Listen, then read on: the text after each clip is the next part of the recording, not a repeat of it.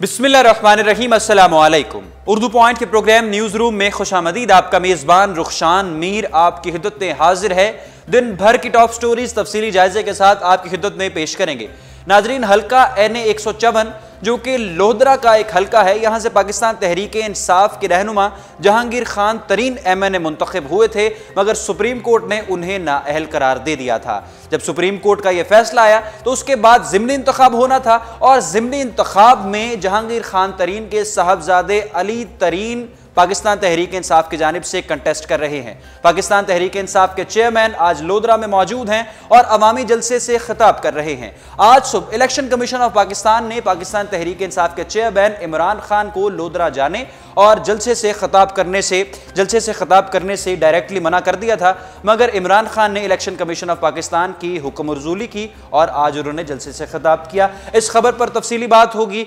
Senate elections आने को हैं, मार्च में सैनेट के इंतखाबात होने जा रहे हैं और तमाम लोगों ने 8 फरवरी आखिरी तारीख थी कागजात नामजदगी जमा करवाने के। तमाम लोगों ने, कंटेस्टेंट्स ने अपने कागजात जमा करवा दिए हैं और सैनेट इलेक्शंस का हमने अपने प्रोग्राम में जायजा लेना है कि सूबे से किस किस ने अपने कागजात जमा करवाए या कितनी तादाद थी, खवातीन की नशिस्तों की कितनी तादाद थी, कोटे पे कितने लोग थे, फाटा से क्या हुआ, आपको तफसीली आज हमने मालूमात देनी है। और तीसरी जो स्टोरी है उसमें हमने बात करनी है زینب के कातिल इमरान अली का ट्रायल कब और कैसे होगा। सबसे पहले बात कर लेते हैं सैनेट इंतखाबात के हवाले से।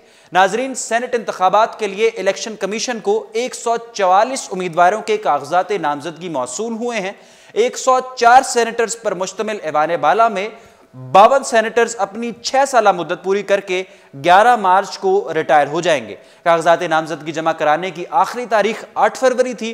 कागजात नामजदगी की जांच पड़ताल 12 फरवरी तक की जाएगी, जबकि कागजात नामजदगी मंजूर या मुस्तरद होने के खिलाफ अपीलें 15 फरवरी तक दायर की जा सकेंगी। यानी जो अशखास जो उम्मीदवार हैं, अगर किसी का कागजात नामजदगी मुस्तरद हो जाते हैं तो उसको फिर वक्त दिया जाएगा, 15 फरवरी तक वो दोबारा अपील दायर कर सकता है। अपीलों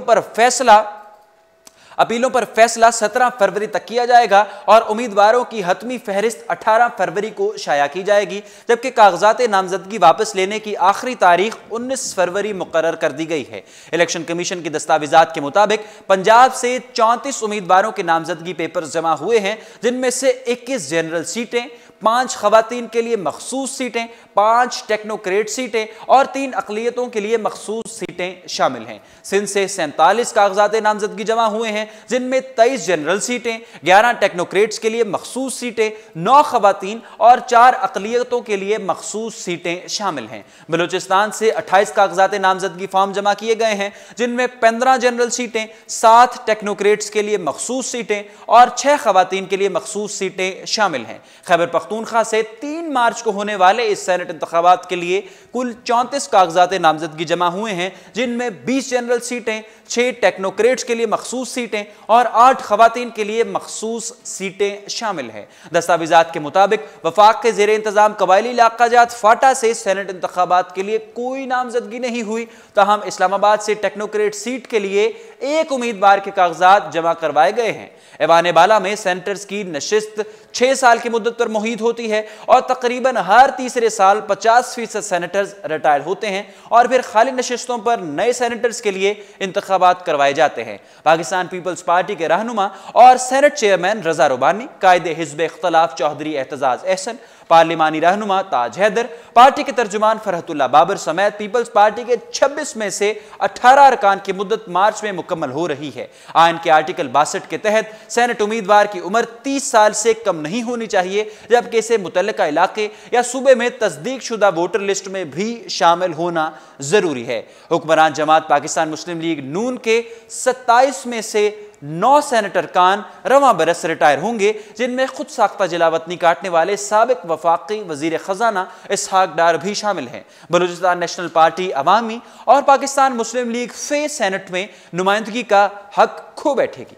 बलूचिस्तान अवामी पार्टी के चीफ इसरारुल्लाह ज़हरी और मुस्लिम लीग फे के सेनेटर मजहर हुसैन शाह अपनी 6 बरस की मुद्दत पूरी कर चुके हैं। मुस्लिम लीग काफ के 4 सेनेटर्स पार्लिमानी leader Saeedul Hasan, party leader Mushahid Hussain Syed, Kamil Ali Agha और रुबीना इरफान मार्च में रिटायर हो जाएंगे। मुशाहिद हुसैन सैयद आइंदा इंतखाबात में मुस्लिम लीग नून के टिकट पर सैनेट के इंतखाबात में हिस्सा लेंगे। अवामी नेशनल पार्टी ANP के 6 में से 5 सैनेटर्स रवां बरस रिटायर हो रहे हैं, जिससे पार्टी को ऐवान बाला में गैर मामूली नुकसान पहुंचेगा। रिटायर होने वालों में इलियास अहमद बलोर सैयद, बाज मोहम्मद खान, दाऊद अचकजई और जाहिदा खान शामिल हैं। ऐवान बाला से रिटायर होने वाले कुल 52 अरकान में से मुत्तहिदा कौमी मूवमेंट MQM के 8 में से 4 सैनेटर्स भी मार्च में रिटायर हो रहे हैं। इनमें ताहिर हुसैन, नसरीन जलील, डॉक्टर नसीम और मौलाना तनवीरुल हक शामिल है। जमीयत उलमा इस्लाम फे के 5 में से 3 सैनेटर्स हाफिज हमदुल्ला, मुफ्ती सत्तार और तलहा रिटायर हो जाएंगे। इसके अलावा आज़ाद उम्मीदवारों में 10 में से 5 सैनेटर्स भी रिटायर हो जाएंगे।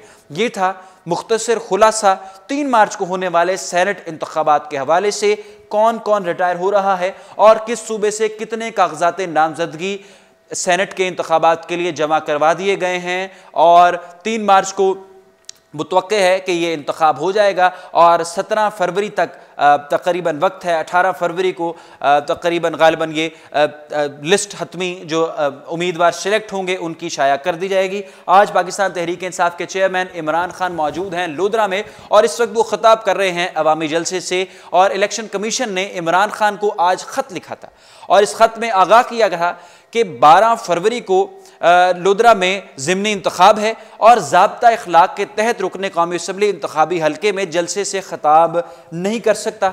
12 फरवरी को इंतखाब होने जा रहा है और आज उसके लिए उसी की तैयारियां थी। पाकिस्तान तहरीक इंसाफ अपना पावर शो कर रही है, लोगों को मोबिलाइज कर रही है, लोगों को इकट्ठा कर रही है और इमरान खान भी कहिए कि लोगों को उनमें एनर्जी पैदा करने के लिए और वोटर्स को बैलेट बॉक्स तक लाने के लिए ये जो मरहला होता है बड़ा कठिन, जब वोटर घर से निकले और बैलेट बॉक्स में जाकर वोट दे और वोट भी पाकिस्तान तहरीक इंसाफ को दे, इसी की मार्केटिंग के लिए पावर शो करना था, लोगों को मोबिलाइज करना था और पाकिस्तान तहरीक इंसाफ के चेयरमैन इमरान खान को आज इलेक्शन कमीशन ने रोक दिया था। इलेक्शन कमीशन ने खत लिखा और खत में कहा कि कौमी असम्बली के हल्का NA154 लोधरां के इलाके अड्डा पीली वाला में तहरीक इंसाफ जलसा करने जा रही है, जिसमें पाकिस्तान तहरीक इंसाफ के चेयरमैन ज़ाब्ता इखलाक के तहत आवाम से खिताब नहीं कर सकते, वहाँ पर पिंडाल से खिताब नहीं कर सकते। इस कॉन्टेस्ट में, इस इंतखाब में, इस बाई इलेक्शन में जो जहांगीर खान तरीन साहब के साहबजादे हैं अली खान तरीन, वो कंटेस्ट करने जा रहे हैं हल्का NA154 में। तो इमरान खान साहब ने आज इलेक्शन कमीशन की जो हुक्मनामा था या उनका जो नोटिस था, जो ख़त था, उसकी हुक्मज़ूली की और आज उन्होंने जलसे से वहाँ पर ख़िताब किया और ख़िताब में जो अपने मुखालिफिन हैं उन पर तनकीद के नश्तर बरसाते हुए दिखाई दिए और यही कहते रहे कि हम ये नहीं कहते कि हमें क्यों निकाला, हम पुरुमीद हैं और ये इंतखाब जो 12 फरवरी को होने जा रहा है ये पाकिस्तान तहरीक इंसाफ ही अपने नाम करेगी। हल्का NA154 से ये कंटेस्ट जीतेगी जिसमें जहांगीर खान तरीन के साहबजादे कंटेस्ट कर रहे हैं।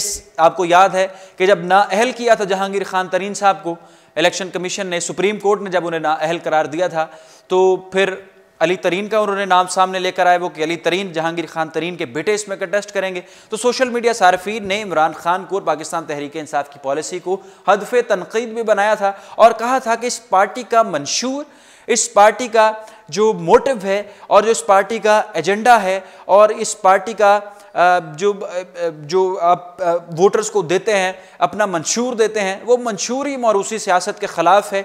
तो जहांगीर खान तरीन की जगह पर किसी और को आना चाहिए था, ना कि उनके साहबजादे को। इसकी फिर क्लैरिफिकेशन पाकिस्तान तहरीक इंसाफ ने यूँ दी कि इस हल्के में, हल्का NA154 में जो जहांगीर तरीन खान का हल्का है, यहाँ पर उनके बेटे से ज़्यादा सूटेबल कैंडिडेट ही कोई नहीं था, उससे ज़्यादा सूटेबल और वोट्स हासिल करने वाला या अवाम में पसंदीदा शख्सियत और कोई थी ही नहीं।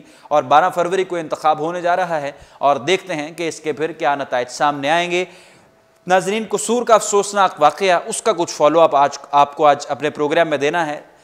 8 साला नन्ही ज़ैनब को अगवा किया गया जब वो अपनी खाला के घर ट्यूशन पढ़ने जा रही थी और फिर उसे ज़्यादती का निशाना बनाने के बाद कूड़े के ढेर पर फेंक दिया गया। पूरी अवाम ज़ैनब की, पूरा ज़ैनब की आवाज़ बना और फिर इस पर हुकूमत की जानिब से एक्शन भी हुआ। बहुत अरसे बाद, कुछ हफ्ते बाद ایک مجرم عمران علی جس کا جرم ثابت ہوا DNA میچ کیا اور اس سے متعدد بچیوں کے ساتھ وہ زیادتی کرتا رہا اور ان کو پھر بعد میں قتل کرتا رہا، اس کو گرفتار کیا اور گرفتار کے بعد اسے جسمانی ریمانڈ کے لیے بھیج دیا گیا۔ آج جو خبر سامنے آئی ہے اس کے مطابق محکمہ داخلہ پنجاب نے ننھی بچی زینب سمیت کئی بچوں کے قاتل عمران علی کے خلاف مقدمہ جیل میں چلانے کا فیصلہ کیا ہے، اور یہ مقدمہ جو اس کا ٹرائل ہے، عمران علی کا ٹرائل، وہ جیل میں کیا جائے گا۔ یہ فیصلہ عمران علی کی سیکیورٹی کو یقینی بنانے کے لیے کیا گیا ہے۔ عمران علی کو کوٹ لکھپت جیل میں رکھا جائے گا، جو کوٹ لکھپت جیل ہے وہاں پر اس کو منتقل کیا جائے گا، اور جیل میں ملزم کے لیے خصوصی سیل بنا دیا گیا ہے جس میں CCTV کیمرے نصب ہیں۔ ان کیمروں کی مدد سے عمران علی پر نظر رکھی جائے گی تاکہ وہ کوئی انتہائی قدم نہ اٹھا سکے۔